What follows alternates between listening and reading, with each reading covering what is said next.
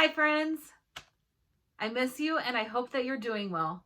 I am super excited to share a book with you in honor of Earth Day, one that I found in our very own library called One Plastic Bag, Isatou, Ceesay, and the Recycling Women of the Gambia. Shout out to author Miranda Paul, illustrator Elizabeth Zunin, and Millbrook Press out of Minneapolis.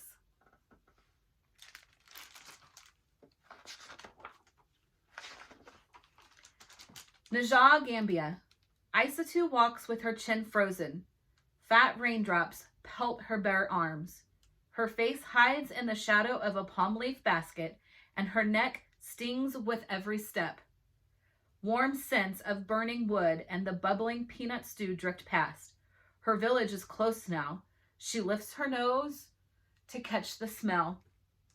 The basket tips. One fruit tumbles, then two, then 10. The basket breaks. Isatou kicks the dirt.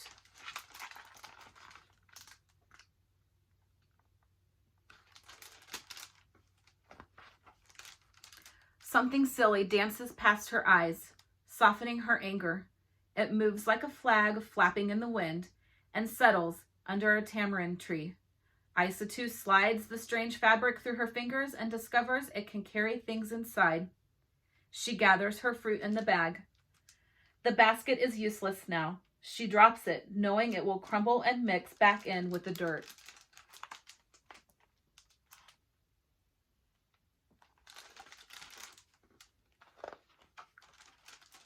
Four goats greet Isatou as grandmother Mbambe emerges from her kitchen hut. Hurry in before the rain soaks your beautiful Mabuba.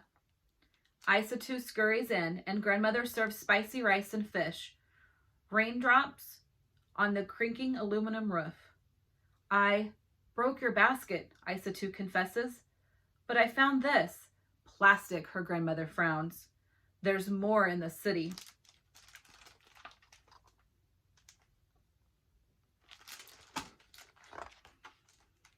Day after day, Isatou watches neighbors tote their things in bright blue and plastic bags. Children slurp water and wanjo from tiny holes poked in clear bags. Market trays fill with minties wrapped in rainbows of plastic. The colors are beautiful, she thinks. She swings her bag high. The handle breaks. One paper escapes, then two, then 10. Isatou shakes sand off her papers. Another plastic bag floats by, and she tucks her things inside.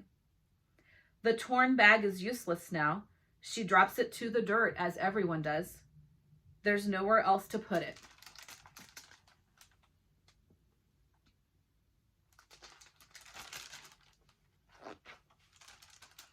Day after day, the plastic bag she dropped is still there.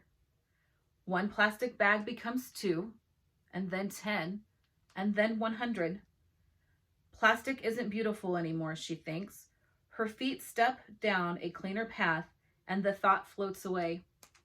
Years pass, and Isatou grows into a woman. She barely notices the ugliness growing around her until the ugliness finds its way to her.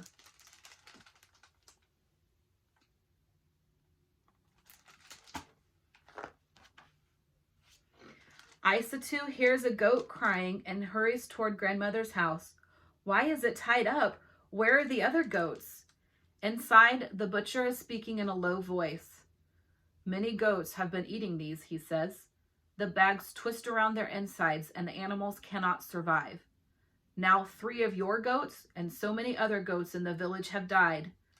Grandmother Mbambe's powerful shoulders sag. Isatou must be strong and do something. But what?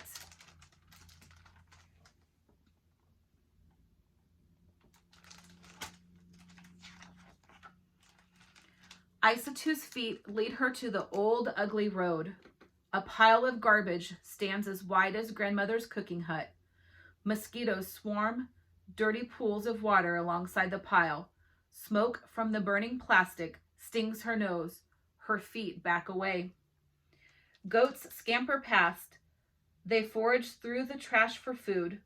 Her feet stop. She knows too much to ignore it now. Holding her breath, she plucks one plastic bag from the pile, then 2, then 10, then 100.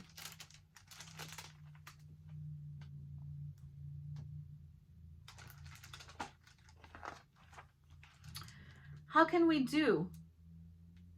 Isatou asks her friends. Let's wash them, says Fatim, pulling out Omo soap. Maram grabs a bucket and Encha fetches water from the well. Peggy finds clothespins and they clip the wash bags on the line. As the bags dry, Isatou watches her sister crochet. Can you teach me? She asks. Wah, yes. Her sister shows Isatou the stitches, then hands her a metal tool. Isatou's fingers busy themselves. In and out and around. Jarajaf. Thank you.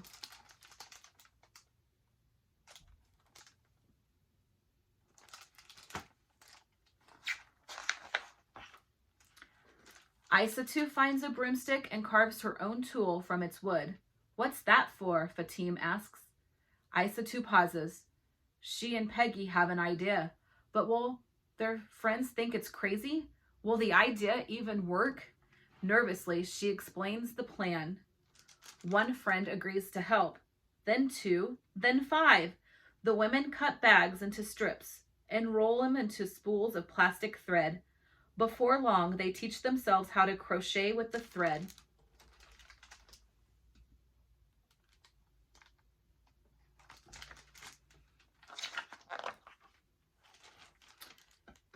Naka Lajirebi asked grandmother.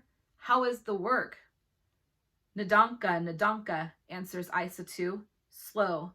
Some people in the village laugh at us. Others call us dirty. But I believe what we are doing is good. The women crochet by candlelight, away from those who mock them.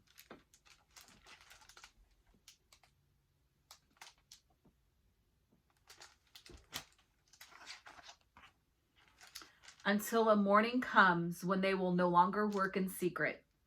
Fingers sore and blistered, Isatou hauls the recycled purses to the city. One person laughs at her, then 2, then 10, then...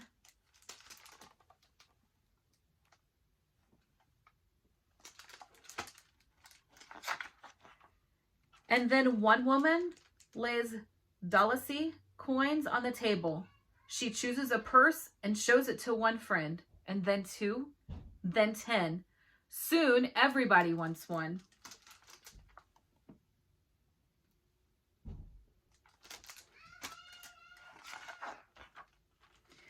Isatou fills her own purse with dalasi.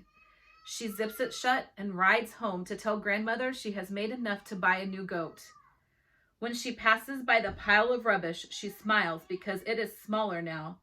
She tells herself, one day it will be gone and my home will be beautiful. And one day...